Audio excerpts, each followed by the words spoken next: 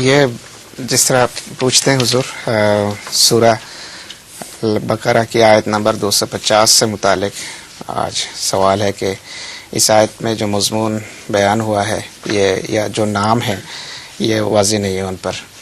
تو آیت یہ ہے اعوذ باللہ من الشیطان الرجیم بسم اللہ الرحمن الرحیم فلما فصل طالوت بالجنود قال ان اللہ مبتلیکم بنہر فمن شرب منہ فلیس منی ومن لم یطعمہ فإنہ منی الا من اغترف غرفۃ بیدہ فشربوا منہ الا قلیلا منہم فلما جاوزہ ہوا والذین آمنوا معہ قالوا لا طاقت لنا اليوم بجالوت وجنودہ قال الذین یظنون انہم ملاقو اللہ کم من فئۃ قلیلۃ غلبت فئۃ کثیرۃ باذن اللہ واللہ مع الصابرین.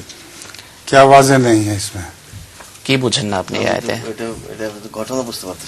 یہ تمام پورا واقعہ جو ہے وہ ان پر واضح نہیں ہے. پورا واقعہ یہ ہے کہ حضرت داؤد کی یہ قوم تھی دراصل.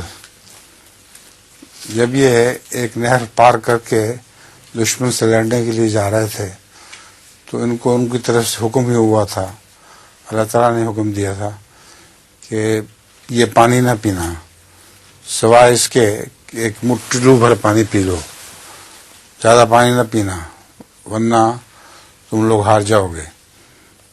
تو بہت سے لوگوں نے نافرمانی کی اور پیٹ بھر کے پانی پیا, اور کچھ ایسے تھے جنہوں نے نافرمانی نہیں کی, اور جب وہ ندی پار گئے تو انہوں نے یہ دعا کی کہ اے اللہ کم من فئۃ قلیلۃ غلبت فئۃ کثیرہ, کہ تو جانتا ہے کہ بہت سے ایسی قومیں ہیں جو تعداد میں تھوڑی تھیں لیکن اپنے سے زیادہ تعداد پہ اللہ تعالیٰ کے حکم سے غالب آ گئیں, بس ہمیں بھی ان پر غالب فرما دے.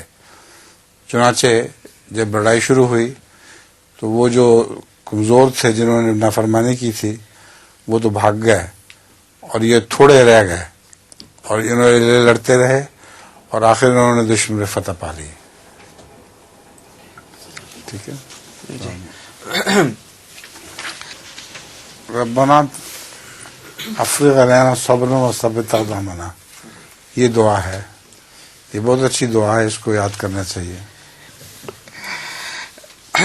یہ ایک شخص نوکری کے لیے انٹرویو دینے گیا, عبداللطیف نام ہے جی اس کا نام ہے عبداللطیف.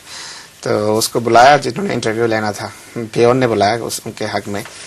تو اندر گیا تو جو شخص انٹرویو لے رہے تھے انہوں نے پوچھا کہ نام کیا ہے آپ کا. اس نے بتایا نام تو لکھا ہوا ہے آپ کے سامنے, پھر کیوں پوچھ رہے ہیں مجھ سے. تو دوبارہ پوچھا کہ آپ رہتے کہاں ہیں, آپ کا گھر کہاں ہے. تو اس بتایا کہ گھر جو ہے تھانہ کے سامنے ہے. اور انہوں نے پوچھا کہ تھانہ کے سامنے یہ کوئی جواب ہوا. تو دوبارہ پوچھا کہ تھانہ کہاں ہے, کہ وہ گھر کے سامنے, کیا پوچھ رہے ہیں آپ. آمنے سامنے. بہت ناراض ہو گیا وہ جو انٹرویو لے رہے تھے. انہوں نے پوچھا کہ یہ دونوں کہاں ہیں, تھانہ اور گھر. کہتے یہ ایک دوسرے کے سامنے ہے. یہ کیا سوال ہوا.